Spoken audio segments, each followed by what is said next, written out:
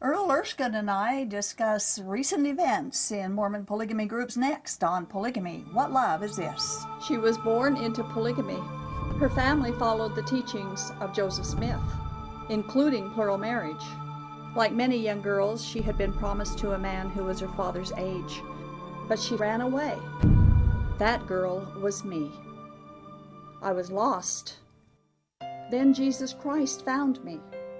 I found real freedom. He is a shield to all who will take refuge in Him.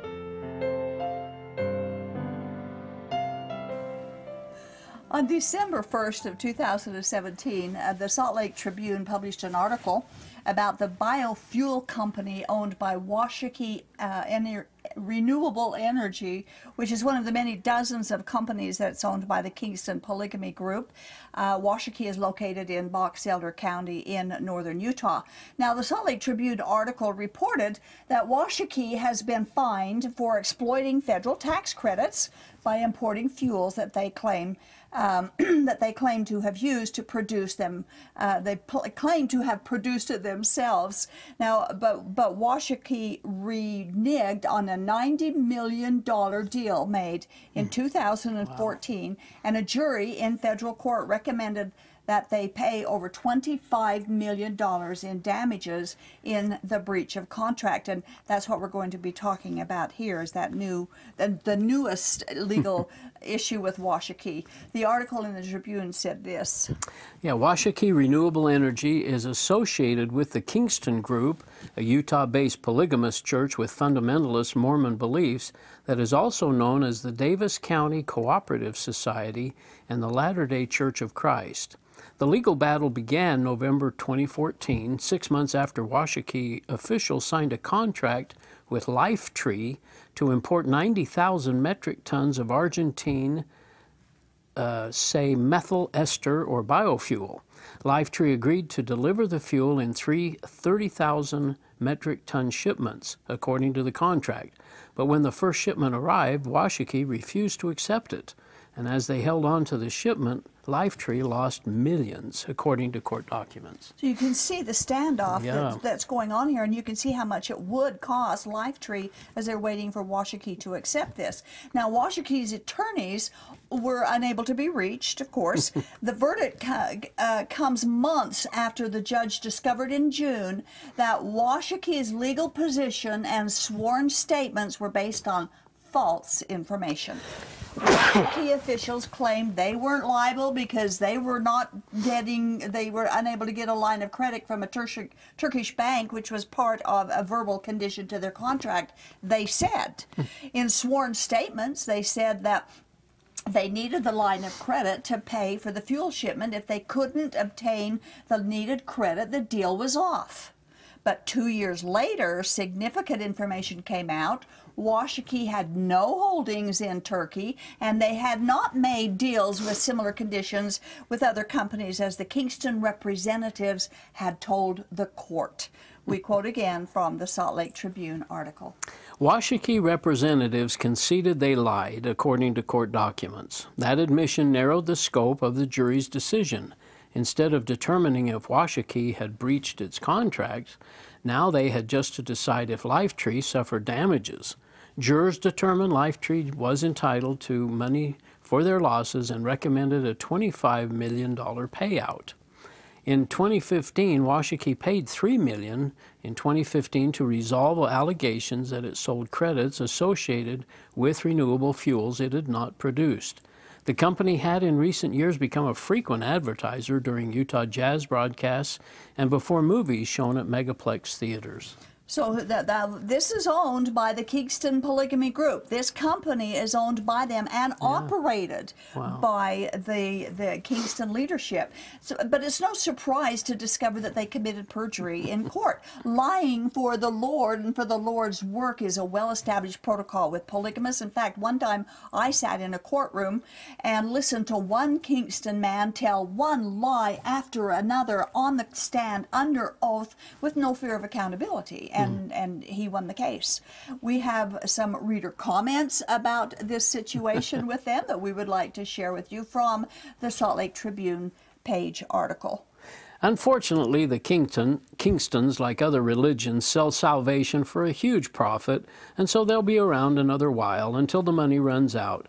While the Mormon 12 and Kingston leadership groups have nice offices and big pictures of Jesus, the rank-and-file members of these religions have second and third mortgages. And you know, that's pretty close, except for many times in many of the groups with the United Order format, they don't even own the houses. And Really? at any point, the group could kick them out, tell them they have to leave. So the second and third mortgage isn't necessarily the way that works. Already owned by the group? Already owned by the group. Oh, boy. They have to pay for the house, but the group owns the title. Yeah. Okay, the next comment. Another comment. Follow the money. These guys have contributed big bucks to Utah politicians. It's why Utah continues to have a blind eye to polygamy. Disgraceful. It's interesting to see that these people that are reading these articles really can see what's going on behind the scenes. Yeah. And we can't help but wonder why they get a free pass and so many legal irregularities that a normal citizen would spend years behind bars if they were doing it. Another quote. Yeah, it says, another in the legacy of the lovely Mormon church. Now, as a former Mormon, would you agree with that or take umbrage with that comment? As a Mormon, I would have been a little upset, but now I see the big picture and I can see the fruits of Mormonism. Fruits. And the polygamy and how it's affected so many. And the mainstream Mormon church moved away from polygamy, as we all know. But they haven't moved away from big business. No, they haven't. And that's exactly what Washakie is, a big business. Yeah. Another one said, I hope that they pay up, but they'll probably tie it up in court for another couple of years with appeals, etc. And another one from November 30, that's their tactic. They don't have to pay legal fees because their attorneys are members. They've been known to tie things up until the other party runs out of money. It's going to be interesting to see how this turns out. Yeah, it's going to be interesting, and they do tie things up until the other party runs out of money. That's absolutely true as well. Wow. And what's interesting is the Kingstons do have their own attorneys within the groups, but my question is, how can they belong to the bar? How can polygamist attorneys belong to the bar? Because they swear to uphold the Constitution of the United States and the state's laws, and yet they're polygamists, and they know it. And that's against the law to be a polygamist. It's against the law, federal and local laws to be a polygamist. So how can they be a member of the bar? Question. But anyway, the question I think that we should be asking is, through the years and very recently, and as we just saw and later on in the show, and the FLDS and the Kingston polygamy groups have been sued or prosecuted for many crimes and have been ordered to pay millions and millions and millions of dollars in fines and restitution. Wow. Does anyone ever wonder where all this money is coming from? It is a lot of money. I mean, we don't just get in our back pocket and pull out these kinds of millions of dollars. That's a question that we should be asked, that these religious polygamy groups should be being asked. Where do we ever see Jesus have being a multi-millionaire and owning hundreds and hundreds of businesses and cheating not only the government but the people too? In fact, the opposite is true about Jesus. He didn't even own a home. Sometimes he had to sleep out in the open, and he didn't even have a pillow for his head. Yet these polygamists who pound their pulpits and take God's name in vain by claiming to be God's kingdom, they will lie and they will steal and they will deceive, even in court, even under oath. They'll beat their own children for being caught in a lie, and yet they do things thousands of times worse. They are the epitome of the characters that Jesus decried in Matthew chapter 23. Now, it's the leaders who are the culprits because the members just follow blindly. They really, for the most part, don't know what's going on. Wow. Now, we have another article on our news update of polygamy groups that was published in the Tribune, on the Salt Lake Tribune, on November 20th. We read about 3 brothers in the FLDS polygamy group who ran a tax fraud scheme for several years. And again, we're talking millions of dollars this particular news article is about. The FLDS community is situated along the borders of Utah and Arizona. But in this story, it isn't the state lines, but the sides of the street that their homes are on that mattered in the article and in the event that happened. So we quote from the article. Ben Thomas' home sat at an intersection in Hilldale. That meant, Thomas said he was told, that he and his wife could file 2 sets of tax returns. One set of returns could be filed from an address on the West Street, and another from the North-South Street. Okay, now we're twisting the rules again here. You can see how this happens. Well, Thomas said that it sounded like a scheme to him, and he didn't want any part of it. Now, there were 3 brothers that had concocted this tax scheme. In fact, in over 4 years' time, these 3 men filed for some $2.6 million in fraudulent tax returns. They are Alma, Denver, and Trenton Barlow, and each brother was charged in federal court with 1 count of conspiracy and 2 counts of making false claims to the government, and they have pleaded not guilty. Their tax refund money, most likely, of course, was turned over to the FLDS church bishop, because that's the way things are done in Mormonism's United Order. We quote again from the article. Alma basically told me one time, "We're told to get money for the church no matter what." Ted Barlow recalled during a recent interview. Ted Barlow said that the 3 defendants have the same parents, while he has a different mother.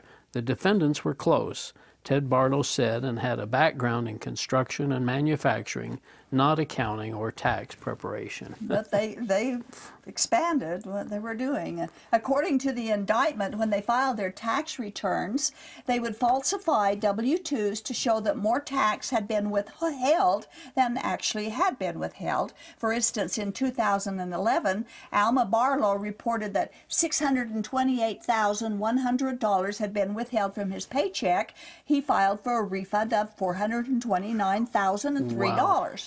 Alma and Denver Barlow were co-owners of a clothing manufacturer in Hilldale, and they allege that Denver Barlow falsified business expenses for 2012 to receive a tax refund of $45,168.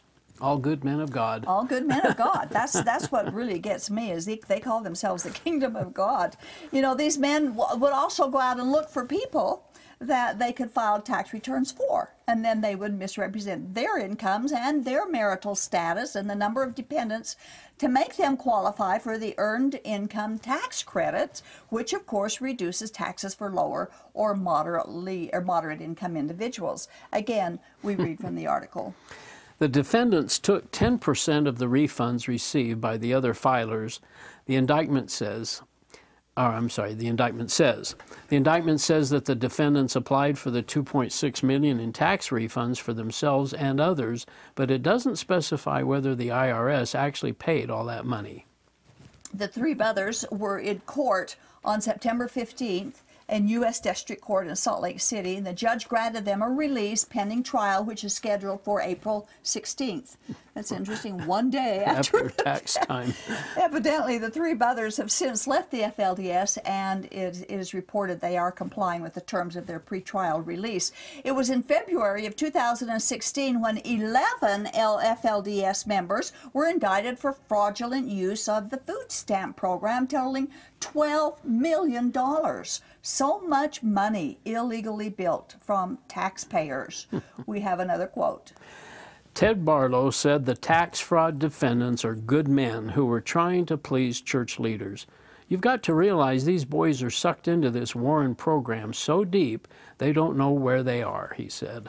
Well, and they were brainwashed. I'll agree with that. They were brainwashed in the polygamy group. That's true. But they still know the difference between right and wrong, between cheating and being honest in their dealings. So that cannot be an excuse. And again, I say, how can they be God's kingdom with this kind of behavior? That's so true. And then again, just last night on the news, it reported that Lyle Jeffs, the designer of the FLDS food stamp fraud scheme, has been sentenced to 57 months in prison, $1 million restitution repayment requirement, and 3 years probation after he's out of prison. So we've got some justice with that, which is good. Yeah. Now, for decades, Mormon polygamy groups have refused, we're going on another topic right now, Mormon polygamy groups have refused to supply birth certificates for many of the babies that are born in the polygamous parents. And not having a birth certificate, of course, creates huge problems for the children when they grow up and if they attempt to make a life for themselves outside of the group environment. I helped a young mother of 3 a few years ago. 2 of her children had been born in the Arizona side in the polygamy group, and 1 was born in the Utah side of the polygamy group, and none of them had birth certificates. She had relatively little trouble obtaining birth certificates from the Arizona office, but Utah gave her awful grief, red tape, impossible tasks to prove that her child had been born in Utah. In a recent story, we find that a judge has ordered birth certificates issued for children who had been secretly born on the FLDS compound in Pringle, South Dakota. Again, this is from a news article that was published in September of 2017 by the Salt Lake Tribune. They do wonderful reporting on polygamy groups. The Tribune does. It's just great. But after the judge issued his order, the article writes that the mother tuned to her 9 and her 6-year-old daughters, and she said, "Congratulations, ladies, you're finally my kids." We quote from the article. Allred has been seeking the birth certificates for 3 years, ever since she gained custody of the 6 children she had with her now ex-husband.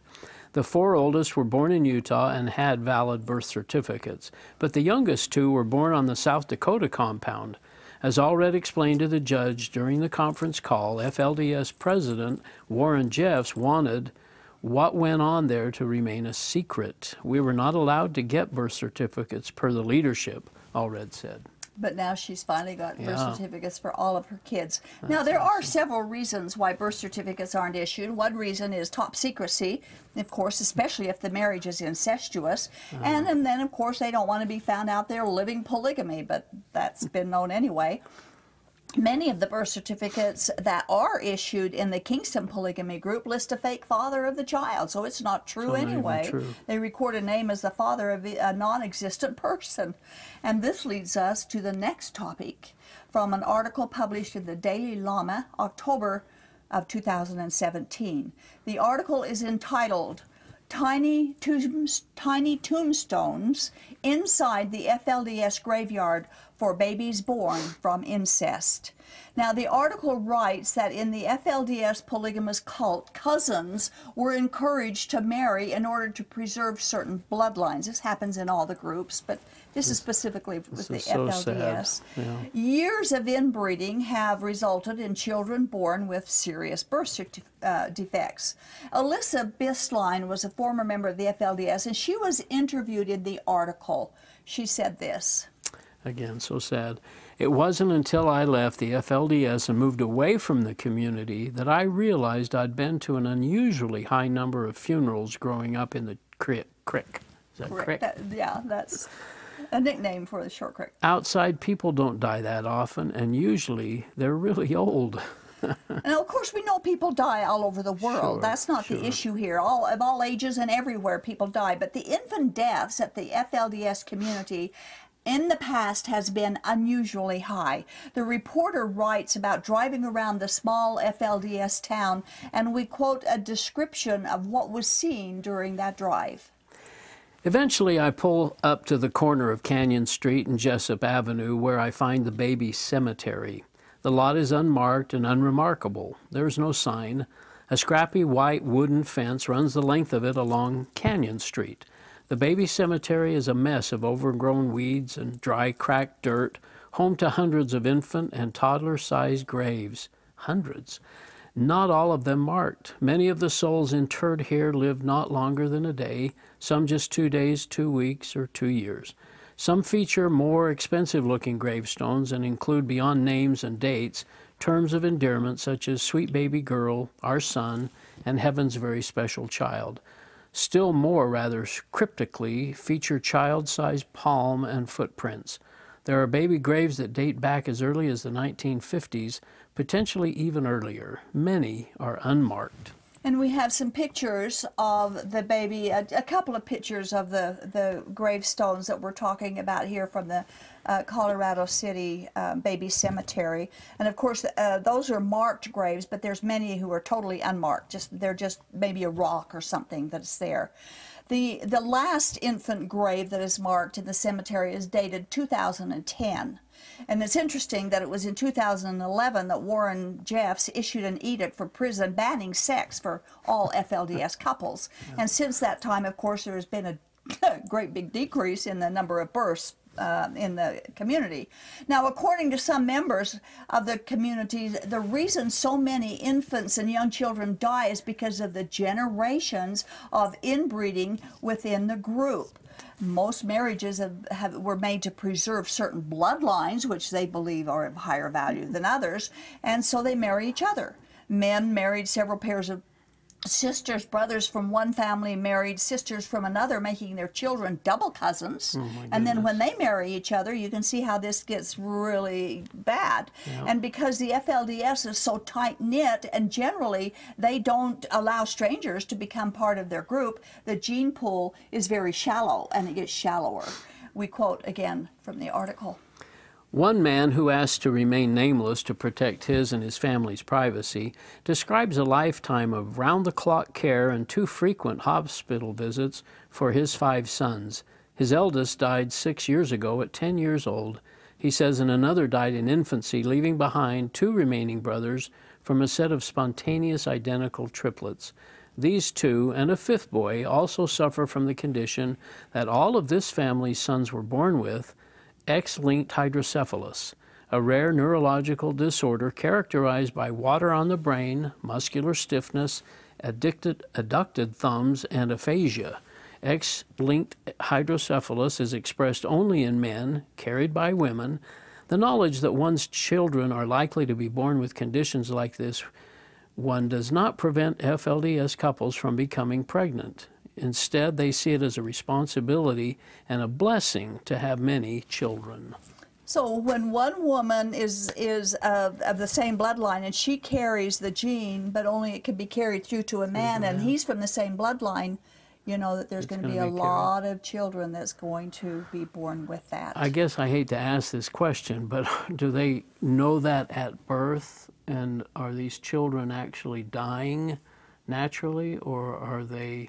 Well, restricted? Some of them die naturally, and we'll get into the other in a bit. Okay. Now, the most common birth certificate or birth defects for children born of these close cousin marriages can be hair lip and cleft palate and clubfoot and certain forms of heart valve conditions. And these are disproportionately common relative to the population size of the community. One woman said she saw firsthand how the children of cousins suffer. She said 2 of her sisters married their first cousins, meaning the wife and the husband have the same grandfather. One of her brothers married a woman whose grandmother is a sister to their father. We've covered incest stories before on the show, but there's always more to report and grossly confusing. We quote again. She said, "My father and her grandmother were full brother and sister. And she's not the only one. 3 of her sisters married 3 of my brothers. And another one of her sisters married one of my half-brothers, but we have the same blood and genetics because our moms are full sisters. Donna's husband is a brother to her older sister's husband, but they're only half-brothers, so him and I aren't blood-related at all because he was from the younger mother, which had no relation to us other than marriage, and then my sister was married to the older brother, and his mom and my grandmother were full sisters." How do you keep track of that? I wondered out loud. I don't know. It's a difficult thing for sure. And then she went on to say that her sister had a baby with a cleft lip and cleft palate because the parents were both Jessups and are carriers. So again, that's what I was talking about. So they're both carriers of the gene. And she also had a child with a club foot. She said there are times when it has gotten kind of gross, like when they marry an uncle to a niece, and that happens a lot in the Kingston group. Yeah, I could imagine. Now, incest and inbreeding have been going on for a long time in polygamy groups. It's not new. The inbreeding of the FLDS is directly connected with the baby cemetery story. The children of Colorado City are disproportionately handicapped when compared to other small towns. Many young children born with certain abnormalities could die within a year. The article goes on to say that many of the parents do not want to have to deal with some of those children with their birth defects, so they would hand them over to Aunt Martha, who was the midwife. They would hand them over and say to her, "Would you mind taking care of them, because we can't." Aunt Martha took care of them, or her Uncle Fred did, and the graveyard grew exponentially. What exactly do they mean by taking care of them? We quote. They took their lives, one man says. Uncle Fred was in charge of the cemeteries, the grave diggers, all of that. If you find a grave up there that's not marked, that's the way Uncle Fred wanted it. So taking care of them was making sure the child died. The parents didn't want the defective child, and so they gave it to Aunt Martha, who gave it to Uncle Fred, who made sure it didn't live. This cannot be God's kingdom. No, with this it can't. kind of behavior. It can't. These And poor little children. Those poor children, yeah. Yeah. And the thing is, it's preventable. It's all preventable. Just stop the inbreeding. Well, and as you've said so many times, the sad thing is it's all in the name of God, and it's God's kingdom, supposedly. And you just have to think these people would look at this and think, this can't be what God's about. You would think It's that. a vengeful, Yeah. seriously That's what sad I said God. to myself when I was in the Kingston group, and my father said he was going to make sure I got to heaven if he had to kick me all the way there. And I thought, I don't want to be in a heaven like that. What kind of a heaven? That's not heaven. Do I want to live this way for eternity? Yeah, that's not heaven. Yeah. You know, so, and you're right, Earl, this is why we do what we do, is because they claim to be God's people, and yet they're doing all this cheating, millions and millions of dollars that they're bilking from taxpayers and from their own members, the inbreeding, the lying, the false birth certificates. It's just, it can't be God's kingdom, and they're doing it in the name of God. And we want polygamists and people who lead polygamy to know God is good. God doesn't do this kind of thing, and he doesn't order it, he doesn't command it. It just isn't true. No. So sad. Yep, it is very sad. So anyway, well, thank you. Thanks again for sharing in the show and for helping us get through this.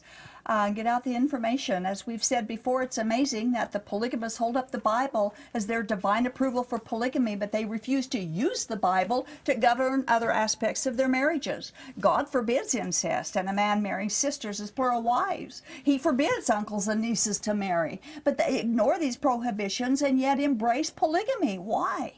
The pain of birth defects and misery that incest inflicts doesn't make them stop. Incest is also against our nation's laws. But who cares? Where does any of this end? Man's religions have complicated what God has made so simple. Eternal life is a gift through Jesus Christ alone. No works, no marriages, no religion, no secret temple rituals, nothing else will ever get anyone into heaven. And everyone who tries to get there any other way is rejecting God's gift and suffers through it. See you next time.